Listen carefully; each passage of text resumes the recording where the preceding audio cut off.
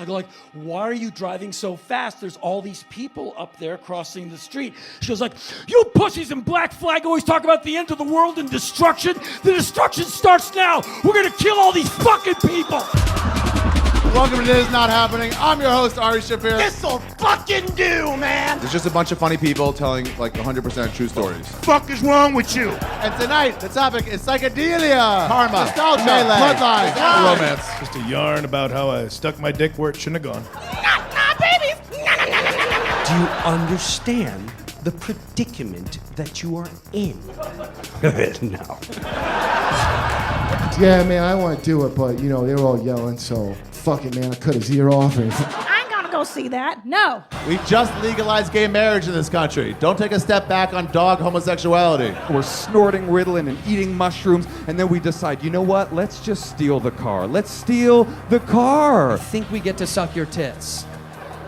Yeah, we get to suck your tits. I'm gonna make you come. I'm gonna make you come so hard. And I'm just like, yeah, buddy, whenever you want. You kidding me? This is not real. Okay. I'm gonna like burn my sister to death and I'm naked and my boyfriend's screaming. I am no different than Christ. Because if you just thought, you know, I'm just shitting in Nancy Grace's mouth, then you can keep going. You're my lawyer! I think my vagina's too small. I think your dick is too big. So me, out of paranoia, I got hooked on crack. I got hooked on crack. I had become a part of the talent show. My talent? Shitting everywhere. She pulls a butcher knife from the back of her skirt. And she looks me right in the eye, and I swear to God, she says, I want you to come into my face. He doesn't speak Spanish! And I don't know what the hell I hit, but blood went everywhere. Your mind can't even wrap its head around what's happening. Can I buy you fellas another round of drinks? Holy shit, I'm not getting stabbed for $12 an hour. She's looking at a pig driving a car, doing cocaine. let's go. I'm not into no goddamn gay shit. I got a wife, I got a family, and you're too young. The Holy Spirit went to a court and figured out how to sue somebody. And he sued me. He sued me for $800 million. Yeah. $800 million. We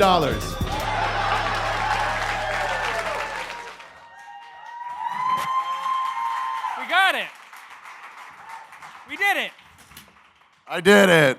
Made that happen. I've almost fallen so many times. This city is not handicap accessible. I think before we even start talking about the show, I think you might owe us a story. I'm right just now. I'm becoming homeless, man. I got the bag on my foot. Is this selling a prayer art cards. project? Are you an undergrad at NYU? I went skiing, just white people shit. All my black friends like, well. Suddenly it's better not to be white. I was like, I guess so. Were you going too fast? Were you moguling? I was trying to keep up with somebody who's way better than me, and I was skiing in the woods. It's not that great. It's really not that great a story. I just fell. I tried to make a jump, but I couldn't make it, and then I just fell. All these little children were passing me on the way down afterwards. It's like 4-year-olds like skiing around me. Move, old man. I was like, all right, you're 7. Laughing at you? Yeah, it's not that great a story. Sorry, I just fell and Well, that's unfortunate. Now you have this story that you kind of have to tell in preparation. It's the worst. Everyone's like, what happened? It's like, I've narrowed it down to just go, skiing. But it's also while you're doing press for your show about storytelling. So everybody wants a story from this. I should say something different than skiing. I should be like, I broke it off in someone's ass. Something like that. But yeah, I should just lie and come up with a better story. So, all right, this is the second season of the show. Look how much different I look there. You do look a lot different. And then in some of the other episodes, you have kind of like a mohawk kind of thing? Yeah, I have a mohawk. I'm going to go back to it, I think. The problem is, I finally got a mohawk. Finally? I've been wanting one for like 25 years. And I was too Orthodox Jewish before, and then I just forgot about it. And then, so I had it for a while. The only problem is it doesn't connect, like in the back. So it's like this wispy thing right here, and then back again. So when you went to shoot and you had that mohawk that didn't connect in the back, were you consistently, do not shoot here. Yeah, they're like, let's get a camera in the back. I'm like, let's not do that. Let's save it for outside. Yeah. I just only cut front angles. What was the genesis of this show? I mean, you're a comedian, you love stand-up, you do incredible stand-up, but what made you want to do a show? Was it kind of the idea that, okay, well, we've had stand-up shows where different comedians get up and do their act, so how can we modify that and change it to something with comedians doing something different? Sort of, not really. I was talking to my friend who was like the assistant at the Improv, this club in Los Angeles, and I was just telling him some mushroom story, and then he was telling me one. And I wasn't really anywhere in my career or anything, but I was like, they had a side room at the Improv for like 40 seats. And I was like, can we do a show? I know a bunch of comedians have mushroom stories. Can we just do a show with that? And he goes, Love mushroom stories. Yeah, they're great. Love them. Something always goes wrong. It's never just nice. I'm like, yeah, it was a good time. And then I went home. I had 7 hours out of body. It was fine. It was great. No problems. So he was like, let's do psychedelics instead, because some people have. So we had a great lineup the first time. It was like 12 people in the audience. It was me. Joey Diaz came, Steve Agee, Mark Maron, Belladonna, the porn star. She was in the audience. She was one of the 12, her and her husband. And yeah, it was just great. It was a fucking great show. And then Eric was like, let's do this again. And then we did it with like sex stories and then psychedelic stories again. And then just a bunch of other ones, like near-death experiences. We just kept doing them. It was one of my funnest shows to watch in LA. Like I would go on, like start the show, do a story, and then we'd just sit in the back and watch. It was just fun. I don't know. Comics are great at telling stories. Have you found out what your favorite kind of stories are? Like what lands the best, or do they all end up doing? I think it's all depending on who you are. We have some like Christian-y comics once in a while, which I wouldn't think normally would be cool, but if they're true to themselves, it plays fine. You know? Christian comic. Christian-y. Christian-y. You know, I mean like good people instead of degenerates. No evangelicals, just people who have a faith. People, if they wake up next to someone, they know that person's name. Like, there's never like, who is this gonna be? It's always like, oh, Margaret, hi. Yeah, but so it's fine. They can have stories too. They can get chased by a rhino or something. I want to meet the Christian who defines themselves that way. Well, what makes you Christian? Well, I know who I fuck. That's how I know I'm Christian. That's what I view as Christian. They probably wouldn't. They'd be like, no, it means you go to church and stuff. I'm like, nah, that's all. I don't care about that stuff. But you also know who you're sleeping. So yes, okay. Yeah. Yeah. So how do you go about getting comedians? Do you know comedians who have certain stories? I mean, if you have friends and you know that they have a great near-death story. Yeah. So for like, one time I asked my friend Rick to do a psychedelic one, but he was like, honestly, man, I've done it a couple times, but nothing crazy has happened. Like that'll happen. We had one about just hookers, and I asked Mark Maron. He was like, I've never really been a hooker guy. Did Norton show up?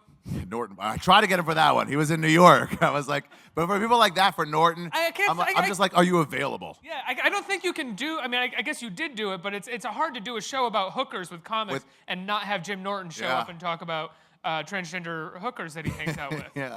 Yeah. He's the best. He has so many hooker stories.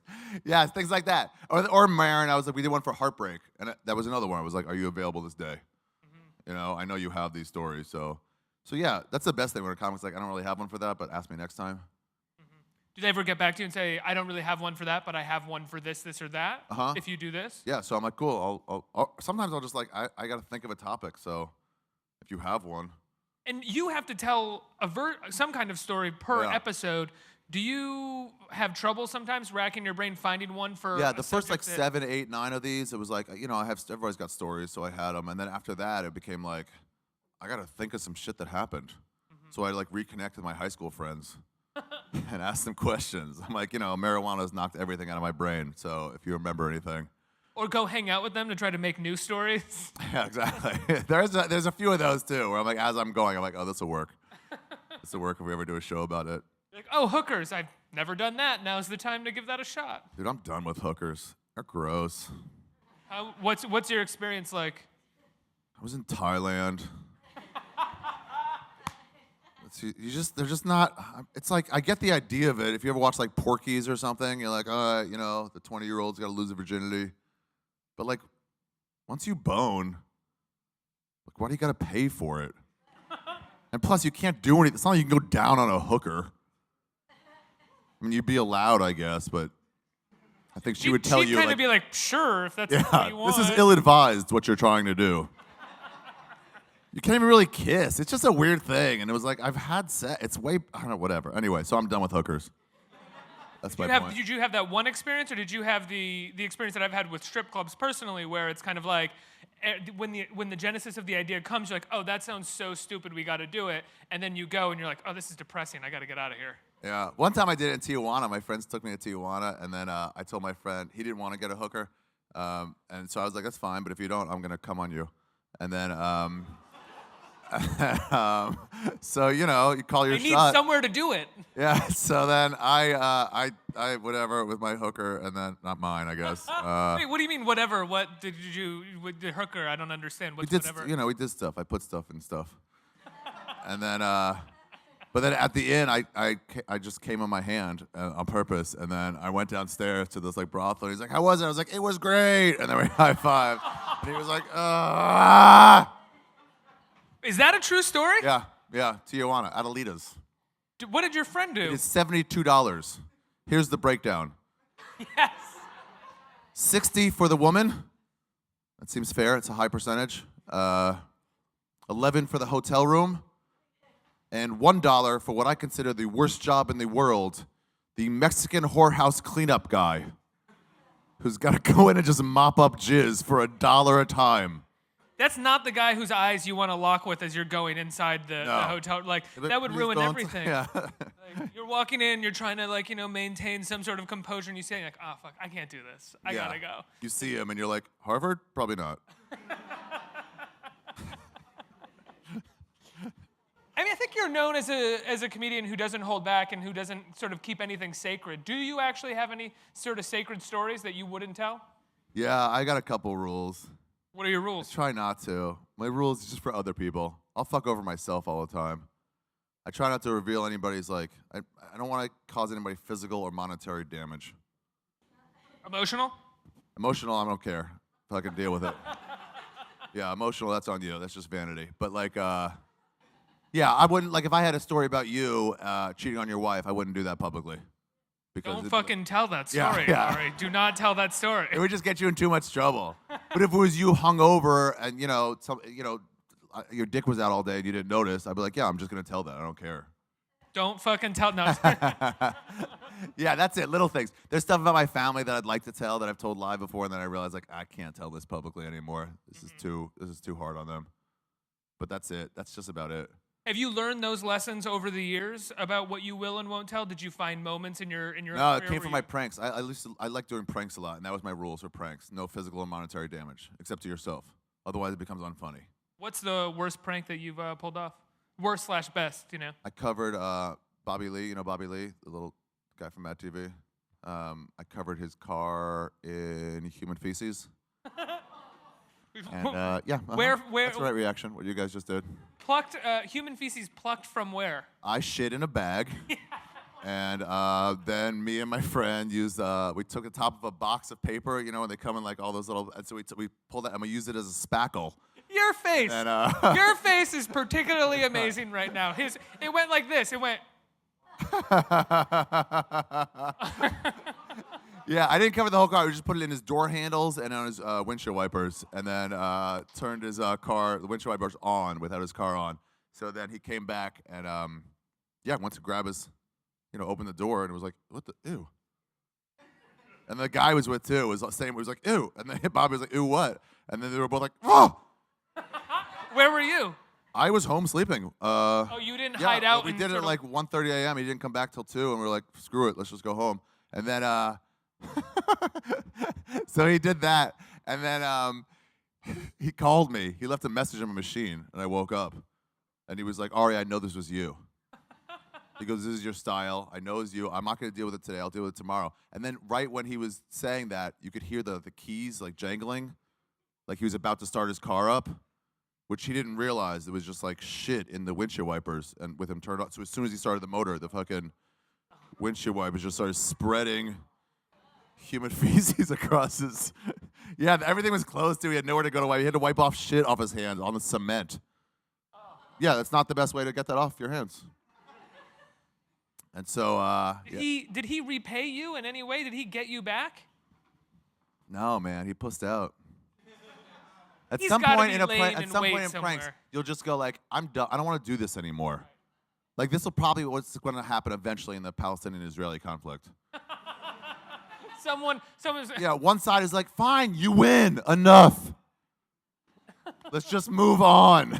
And then that'll be the whole thing. Yeah, I've had a lot of that. The guy who I covered his car and shit with, I left him in San Diego, like 2 hours away. He told on me about it, and so I Told figured on you to whom? what he thought was the owner of the Comedy Store, but it was just my friend Duncan who was like pretending to be that. And so I wrote this long note about how I did it all. So I just like saved the note, and I wrote "rat" on the outside. And then we were in San Diego to show. I just gave it to a door guy. I'm like, "Hey, please hand this to him when he gets off stage." And I just left. Drove back for 2 hours. Took his wallet, and left him no way to return. That was the guy whose hand I came on. Actually, So this is the yeah, same it was a guy- fun trip to Tijuana. We had a great time, So and then this guy, you have slapped his hand with semen. Yeah. You have left him alone in San Diego without anywhere to go, anyone to call, and you essentially shit all over his car.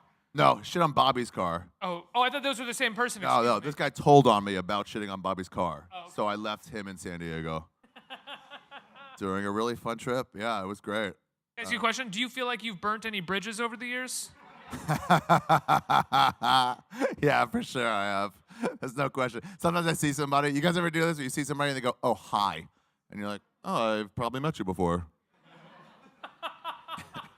At this point, do you think you've maybe pranked pranked so many people that it's almost like seeing someone that you maybe slept with when you were 18 once, and you're like, I don't know you from somewhere? Some people don't have the same rules as me. Like, we used to have this thing at Maryland, at University of Maryland, where if somebody asked me your name, let's say somebody asked me your name, instead of saying Ricky, I'd be like, "Oh, that's Tony." I'd be like, "Oh, cool. You know, like, what's his name? I always forget. Tony, sure." And so the next time they see you, they're like, "Hi, Tony. How are you? It's so you nice to just see tell you people, again, Tony." You just tell people Tony? Yeah, whatever it is, or whoever it is. And then people come back to me. My brother had the same thought, and people come back to us and they go, "Why wouldn't you tell me his real name?" I was like, "Well, that was the prank." He goes, "I know, but then you should tell me after you lied." I'm like, "Then there's no prank there." What do you mean? No, you have to embarrass yourself, or it's nothing. What's the worst prank anyone's ever pulled on you? Ooh. I can't imagine it's worse than shit. Nah, I never had anything that bad on me. I should learn limits. As I hear myself talking, that's too far. Are you the type of person who can handle a prank like that pulled on you, or are you the kind of person who doesn't really handle the prank back? I can handle it. I'm pretty sure. I mean, I'll be upset probably, but that's part of it. You want to be upset, or it's not good. We used to do this thing at the Comedy Store we called it cocking, where we'd only do it to men because otherwise it'd be too sexual assaulty. But yeah, yeah. There's no sex involved. But my friend, that guy Jim, that same guy who I covered Bobby's car and shit with, he loved it. Super homophobic, but he loved it, and he would distract people. He'd be like, "Oh, hey, what's that camera guy doing?" And then as you looked, I would just take my balls out and I would just rest them on the back of your hand, or something. Yeah, now you see why I can't do it to women. It's just it would be too much. They wouldn't get it as much. And then the dudes would be like, "Rah!" It's unsettling to have casual balls on you. That is so juvenile. That is so Yeah. And I love a juvenile sense of humor, but that is something that I would have done in the 10th grade. Like in the 10th grade, we had dick tap all the time, which was dick tap, which is Like that? it would get worse than that. It would be if they were not looking and you could get them. It was almost a full-on punch, just to watch them drop in the middle of a high school hallway, and you would go to class. Yeah, see ya. Yeah, it's the best. We did those at the Comedy Store. Ours got so bad that eventually we had to have a truce. Oh, yeah. And if anyone broke the truce, we had one of those things that you throw a tennis ball to a dog, those highlight things. And so we say if anyone broke it, you have to put your hands behind your back and you get open shot with a highlight against the guy who breaks the truce. But before that, I used to hide behind the curtain on stage at the Comedy Store, just waiting for my friend to be up there. And then when he thinks he's safe, because there's, a wall behind him, but it's not. It's just a curtain, and someone's been hiding there for an hour. And they'll just come up from behind and just through their legs, just fucking pop them. In the middle of a set? Yeah, I did to Steve Renazzisi during his special taping. He taped the Did special you really? for Comedy Central. Yeah, and afterwards he was like, "Thank you, everybody." I opened for him. He goes, "And give it up for Ari." He was I'm like, "Oh, I'm definitely doing this now." So I just ran up behind him and just fucking crushed him. Yeah, he was sure I had kicked him in the balls, but I was like, "No, I just placed it right." And it didn't end up in the special, did it? No, I don't think so. No. Was he pissed? Nah, he liked it. I mean, not at the moment, but he liked the. So what is the Comedy Store for you guys? It literally is just a place where these guys get together and beat on each other. It's a clubhouse, man. It's a weird place. I mean, I've slept there drunk. I've had sex there. I've punched Bobby Lee like multiple times. I've just done tons of stuff there. It's just our clubhouse. It's your clubhouse? Yeah. Yeah. It's just the comedians run the place. If you've never, I mean, I don't know how to express it to anybody. If you've never been there, I mean, you won't get it unless you like have lived there pretty much for years. How has it developed your stand-up? How has it developed your comedy? Well, you're around. Okay, first of all, the owner, who's almost gone now, but she had this theory that new comics should work there and watch old comics and learn from them. So she put only she wouldn't put any just like employees. She put only comedians on like working the cover booth, working the door, seating people. I mean, I was 6'3" and 140 pounds when I was there as a bouncer. Yeah, I had a guy once. He was being thrown out. The comedian on stage, Joe Rogan, was like, this guy was such an asshole. He wouldn't stop talking. And eventually, he's like, you got to leave. And I went up to him. I was like, hey, you got to go. And then he just looks at me, and he just goes, no. And I was like, you call my bluff. I got nothing. So I'll go get someone else. And that was the end of it. Yeah, but you get to watch all these comedians, see them over and over again, making the same either mistakes or one time, Mark Curry, hanging with Mr. Cooper, that guy, he came in like 3 nights in a row. He'd never really been there. First night, I watched him, just enjoyed it. Second night, pretty much the same act, same 20 minutes, watched it again, enjoyed it. And the third night, I started like looking and noticing his technique. Like there was some joke where he's like, oh, you missed a I was thinking like, you missed a tagline. There's another joke there. And then he goes, as he says one tagline, 2 tagline, then he goes, oh, and, as if he's just thinking about it. And I was like, oh, interesting technique. Oh, right. Of like pretending like you're just thinking of this right now. It was just a great learning place for stand-up. Noticing the sort of fake spontaneity of or any of it. Pauses and voice modulation, all that you learn just from watching these great comics night after night. And and then 10 years pass of doing that and practicing, and eventually you're just better at it. So you get better at the technique, but in regards to it being like a kind of clubhouse where you guys are kicking each other in the dick and stuff like that, do you find that stuff translates to a wider audience, or do you have to sort of modify yourself and your personality and maybe some of the hard-edged type of humor that you might have in the comedy? Yeah, that's the first time I've mentioned cocking in front of an audience. And it went down really well. Yeah, it was all right. Hands up for cocking. Sorry. Yeah, normcore people don't always get what we're putting down. So sometimes with drug use and stuff like that, we get casual about it. You guys know cokeheads? You guys know cokeheads. Sometimes they're a little too cokeheady.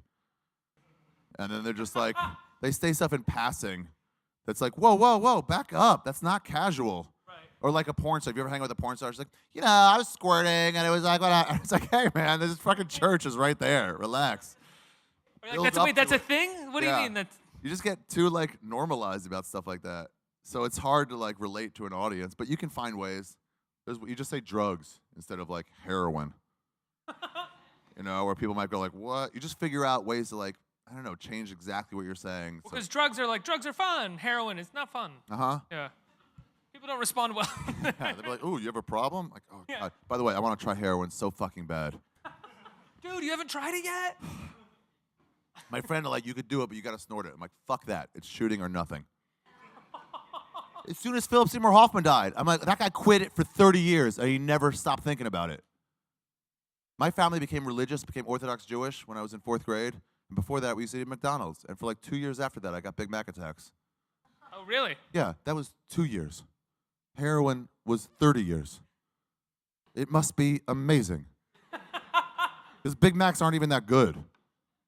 I'm really looking forward to the next interview with you in like a year when you come back. Is there any way to do it where it's not addictive? That's my only problem. I just want to do it like 3 times. I don't think... once to try it to see how it is, but you'll be scared. You'll be scared going in, so you won't really enjoy it. Second time, now you know what it's about, so now you can really, really, get into it and appreciate it. And then the third time is where I get horribly addicted. I don't think there's a moment with it where you get into it and appreciate it. I mean, I think the first time you do it, you kind of conk out, you vomit a little bit, and you appreciate the numbness, and then you just kind of keep getting numb. I don't think there's like a thing where you're like, oh, this is great. I'm high on heroin. I'm going to ride this out. Yeah, I want to find out if that's true or not. What you're saying sounds amazing. I don't really know. Like mushrooms, you eventually understand to a degree, and you can be like, oh, we're at about an hour and a half in. Yeah, you can talk yourself down. Yeah. Especially if you're like, am I having a heart attack? And you're like, no, you had this thought last time. No one's ever had a heart attack on mushrooms. Fucking relax. Everyone's so scared. Something bad gonna happen to me. Nothing bad ever happens to anyone on mushrooms. You guys don't believe me. I can hear by your silence. You don't believe me. I'm telling you it's true. Ask yourselves if you've ever heard of anything happen to any of your friends on mushrooms. What? Try or do it. You're telling me about something that didn't happen as a proof that something happened. I mean, I've had friends run around naked and get arrested, but they get released the next day. No lasting damage ever happens. I get what you're saying, but that's what I'm talking about. I think we have time for first question here. How'd you have a microphone already? Just bring an AOL build microphone to you, to this thing? Thank you for coming in today. I hope you have a fast recovery with your ski incident. Thank you. So being a comedian, you have to collaborate with By the way, this comedians. looks a lot like those political things where somebody stands Town up halls. and tries to talk town halls. Oh, it's the best. And then after they ask their question, they have to sit there as Trump or whoever goes on for 15 minutes, and they have to go. And, as if they're really being talked to. Does not answer the question at hand at all. Well, okay. About the recession. America's wonderful, and we have to invade ISIS again. Okay, go ahead. Yeah, sorry. So part of your job is collaborating with other comedians, come up with stories. If there was somebody that you didn't have the chance to collaborate with and do a tour of some sort, who would that be and why? Oh, who would I want to do a tour or collaborate with in some way? Fuck, man. I don't know. There's a lot of people. Let me think. Hold on. First of all, by the way, I have not smoked pot all day, so this is not that reason. I don't know. I want to get Bill Burr on the show. He's on the live show a bunch of times, and he's great. Collaborate? That's the thing about comedy. It's not really collaborative. It's really just you're up there by yourself. Who's your holy grail comic? I mean, who's your biggest inspiration, or someone that even you look to now is just every time you see him, you're like, God, how does he do it? Burr's the best in the game right now. Burr's been on top for the last 5 years, and no one's noticed it. It's crazy, right? Yeah, everyone's talking about Louis, and Burr is just sitting there going, I've been on the highest level imaginable for years, and you guys aren't even seeing me. Yeah, he's crazy good. Why do you think that is? Why do you think people are more attached to Louis? I mean, I love Louis. I think Louis is amazing. Yeah. But I think Burr, as a sort of... Yeah, that's another thing, too. Louis not bad. Louis great. But there's something about Burr's technicality, I mean, as ridiculous as that sounds, as a stand-up comic, that is mind-blowing. He works hard as shit. I don't nearly work that hard. I mean, I just don't. I just write on stage and in the car. I really, every comedian is like, I write. I'm like, you write 8 minutes a week. And that's, by the way, top end of the game. We don't do any work, but we just talk about it on stage. But he works hard, and then he also, the stuff he says, his opinions are the same as his stand-up. So if you want to be like, how does Burr think about something? You can start quoting him and not realize, oh, those are jokes he's saying. He's just so natural. I don't know. It sounds way too kiss-uppy. I grew up on mainstream, televised, Johnny Carson, late night at the Laugh Factory on CBS. We didn't have cable, so it was just whatever shitty comic I could see that was on. And I just liked certain people. I'm like, some of these jokes were cool. I don't even remember any of them. One time I worked with a guy at the DC Improv, and he told this joke that I had seen when I was 14. And I didn't know it was him. I forget his name, but the joke was I saw a bumper sticker that said, I'm following Jesus. So I pulled in front of him and just started waving to everybody. Yeah, and then he told this joke, and I was like, hey, how long have you been doing that joke? He's like, 20 years, man. I was like, I saw you! I've never thought thinking about that joke! And he was so impressed. But now looking back, it's why are you still telling that joke 20 years later? But that's amazing. I feel now that you say that, I have those things as well that I remember as a kid seeing. There's so many stand-up shows that were just on basic cable when I was growing up. VH1 had a stand-up show. HBO had them. And I remember certain people having jokes that you saying that. I can't remember the names of these people, but certain jokes pop into my head of I remember hearing that when I was 7. Yeah. On VH1 or something. Just making you laugh. Yeah. It was just what is this? Yeah. Just so funny. So yeah, I don't know if I can collaborate with anybody unless it's other stuff, you know? I'm gonna do I just want to work with my friends for any TV garbage. I just want to work with the people I'm cool with, so it's more fun. Next question. Hi, thanks for being here. You're welcome. By the way, that other girl said the same thing, so you're half there. Yeah. Well, your foot looks so painful, so I can't imagine. So, what is your favorite comedic comedy movie that kind of you based your jokes off of? Simpsons, a lot Simpsons. Not a movie, but like my friend used to just tell me I was stealing everything from The Simpsons. My first 3 years, it was super influential for me in my stand-up, in my comedic like ideas. Movie-wise, I mean, I liked all the like Happy Gilmore, Billy Madison, that whole era, and then like Chris Farley, those days. I don't know. You ever start thinking about like if the movies you liked when you were younger were better, or were you just like dumb and young? Dumb and young. That's what it is, right? There's so many that I've tried to go, like, I've tried to go back to Billy Madison, and I have such a fondness for it in my heart, and I don't like any Sandler movies now, but, like, I've tried to go back to Billy Madison, and I've been like, oh, I get why I liked this when I was that age, but There's like a not doing 3-minute for it. scene where his dad gives him the chance to like go back to school and complete every grade. That he's like, yeah, I did. I have a chance. And then he just does a dance up and down the steps for like 3 minutes. The Culture Club. Yeah, something like that. There's a scene where him and Norm Macdonald throw pickles at a window and watch the pickles go down the window screaming, go, go, go, for no reason at all. Oh yeah, Norm was just drunk that whole time. Yeah. I really don't know. Because I hate being the guy who's like, movies now suck. But I feel like the more dollars have got invested in it, they kind of make this like gentrified type of entertainment that's just, it's going to be a B to B plus for everyone. And it's never going to be an A plus for anyone. And it's also never going to be a C minus or an F. So let's just get okay movies. And then occasionally you get something like The Hangover where you're like, wow, I'm laughing really hard. So no, it's not just when I was little, because The Hangover made me laugh really hard. Or Step Brothers. Step Brothers is amazing. Step Brothers was really good too, for sure. But then other ones, I'm like, I guess this was fine. You guys ever get that? All the Marvel movies to me are kind of like... They're not funny at all. Yeah. Like, I No, guess nobody you... got that? Marvel movies? They're not. You broke stuff. Big comedy. Like, you broke a lot of stuff. Anyway, I shouldn't talk about them. Next question? No, I know what you mean, though, where it's like, that's not even that crazy action. Yeah. Seen better than that. It just looks like a cartoon breaking things. Yeah. But that era of movies was when I got really into movies. And then at some point, Sandler started putting out stuff that just was not funny at all. But I went with all my comedian friends to watch Mr. Deeds, and after the first like 8 minutes, we all just looked at each other and we're like, oh, we got fucked.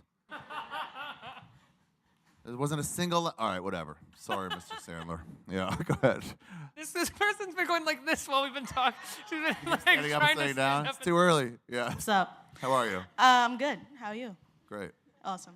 I just wanted to know how you and Bobby Lee met. We met at the Comedy Store where I meet like everybody. He kind of... he was super nice to me. He was super nice to all the young comics. He gave me advice, and he would take us out to eat. Like, we were poor. I've done comedy in Hong Kong and Shanghai, and those people, they're all there because they're bankers and stuff. These are all expats, and they don't understand the concept of being broke as an artist. They're like, why wouldn't you just keep your banking job and then just do it at night? And then when they told me that, I was like, I don't know. Yeah, I should have just had jobs. But I think it was like an all-the-time thing. Bobby Lee, he was on Mad TV. He also did a bunch of commercials before that, so he was the only one with money. So he would treat us. He would treat us to, like, dinners. Sometimes at the point where we'd be like, hey, Bobby, what are you up to? I want to hang out. Just because we know we couldn't He eat. would treat you, and you would rub shit on his car. Yeah. When you phrase it that way, it doesn't seem nice on my part. But he was totally cool. He got me my first commercial agent, and everybody loves Bobby Lee. Nobody doesn't like Bobby Lee. Oh, that's Sarah Lee. Yeah, so we met at the Comedy Store. That's how I met all my closest friends, really, except for a couple high school friends. Joe Rogan and I became friends there. It's this hangout, and you're just there. So you have your enemies, you have your friends, you have your people you're kind of like sort of talk to. And Bobby used to be a door guy like all of us. So he sort of, all the door guys, when they become bigger, they sort of have this affinity, that word's still in there, thanks, Pot, for leaving me one word. For all the younger guys, so we all sort of like look out for each other. It's this weird family. There's no other club in the world I've seen like that. Yes, nerd. We're going to take our final question from an online viewer. So Alan would like to know, what do you think is the most promising comedian who has not yet taped a special? Who's not taped any special? Who's the most promising comedian? Look at those people in the back still laughing. He knows he's a nerd. Big J Okerson just taped one 2 days ago, and that was killer. But so he's out. There's young guys like Nick Mullen and Dave Smith in New York that are really good. They're not going to get specials for years. They don't know how to talk to industry people. How do you talk to industry people? I'm not positive, but it's like this thing where you try to be friends with them at all times, and you have to like, it's like this forced friend. You ever meet like a guy or girl's like spouse, but they're already like dating them or married, so you have no choice but to like them. You can't be like, let me see if I like them or not. That's how like everyone in the industry, you have to like be cool to them, even if you don't want to. So it's just like, I'd rather just hang out with degenerate comedians. So my whole crew just like fell behind, which in the end didn't matter because I learned how to develop and become good without any sort of like, I feel like celebrity comics usually get worse because people start yes-manning them to death. Well, most celebrity comics end up stopping stand-up as well. It's like you get a sitcom or you get a show, and then afterwards you don't really do. I mean, yeah. Or they'll do like when they get ready for special, they'll be like, "Let me get on stage for 3 months and get ready." And it's like, no, motherfucker, you got to be on stage every day for 2 years. You can't just get ready for this. What you forgot. Well, anyway, I got sidetracked. Those two guys, Duncan Trussell. Oh, Joey Diaz. Yeah, he's never done a special. He's done a bunch of albums, which you should all get, and he's done my show. He does my show every year. It was right from the start. They're like, well, should we have all new people? I'm like, no, we can have Joey Diaz on again. He's a great storyteller. Yeah, he's never done a special. Why the fuck has he never done a special? I see sometimes the failings of the industry, and I'm like, what's wrong with you guys? Your job is to find these people, and he's a killer, and has never done anything on a network? Just doesn't, I don't know. Well, he does your show when, and your show premieres. When does your show premiere? Do you like February that segue? 23rd, tonight. Tonight. Tonight at 12:30 a.m. And it's really great. It's a really great show. Ari, We got killer guests this year. who do you have for guests? Throw some out. The great ones are Joey Diaz, Ron White did it, Artie Lang did it, Jim Brewer, Henry Rollins is on the first one tonight, who killed. We try to get a couple like non-comedians to do it, and I always worry about them, but Henry Rollins was not a problem at all. He destroyed. Swartzen did it. This girl Kate Willett did it, who's really good. She's young. She was really funny. I don't know, it was just really good. My stories I really liked this year. Awesome. All right, thank you so much for being here, man. Thank you. Thank you, everybody. Thank you, nerd.